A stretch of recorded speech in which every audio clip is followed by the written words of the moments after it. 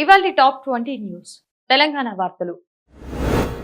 Basavatarakam cancer ఆసుపత్రి రజతోత్సవ వేడుకల్లో పాల్గొనేందుకు ఆంధ్రప్రదేశ్ ముఖ్యమంత్రి నారా చంద్రబాబు నాయుడు హైదరాబాద్ చేరుకోనున్నారు.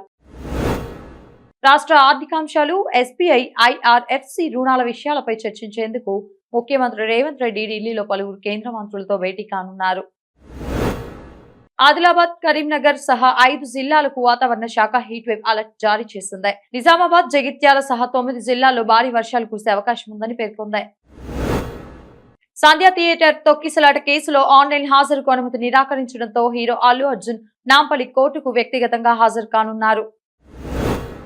ఎరువులు, పెట్రోల్, డీజిల్ ధరల పెంపును నిరసిస్తూ రైతు భరోసా నిధులను ఒకే విడతలో విడుదల చేయాలని డిమాండ్ చేస్తూ తెలంగాణ రాష్ట్ర రైతు సంఘం నిరసన చేపట్టనుంది. హైదరాబాద్ లోని రాఘన్నగూడ పరీక్ష కేంద్రంలో వాష్రూమ్ ఫ్లష్ ట్యాంక్ లో ఫోన్ దాచి కాపీ కొడుతూ ఒక విద్యార్థి పట్టుబడడంతో పోలీసులు కేసు నమోదు చేశారు. వడంపేటలోని ఒక డెకరేషన్ గోదాంలో గుర్తు తెలియని రసాయన పదార్థం పేలడంతో కోల్కతాకు చెందిన ఒక కార్మికుడు అక్కడికక్కడే ప్రాణాలు కోల్పోయాడు.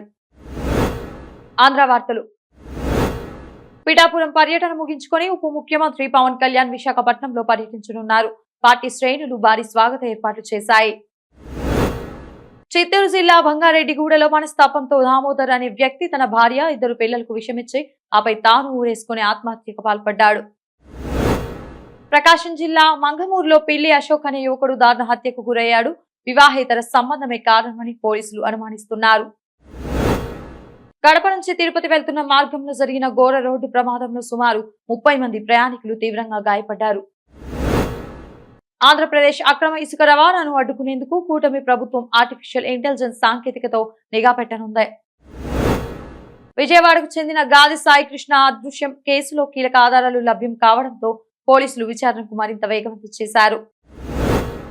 ఖైదీలలో మానసిక ప్రశాంతత కోసం నెల్లూరు సెంట్రల్ జైలు అధికారులు ప్రత్యేక యోగా మరియు కౌన్సిలింగ్ కార్యక్రమాలను నిర్వహించనున్నారు. జాతీయ వార్తలు. దేశవ్యాప్తంగా నేషనల్ టెస్టింగ్ ఏజెన్సీ ఆధ్వర్యంలో యూజీసీ నెట్ 2026 జూన్ పరీక్షలు ప్రారంభం కానున్నాయి.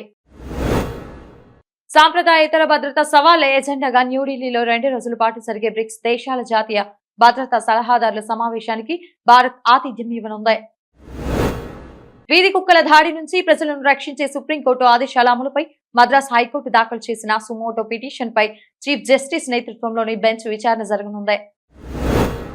అంతర్జాతీయ వార్తలు.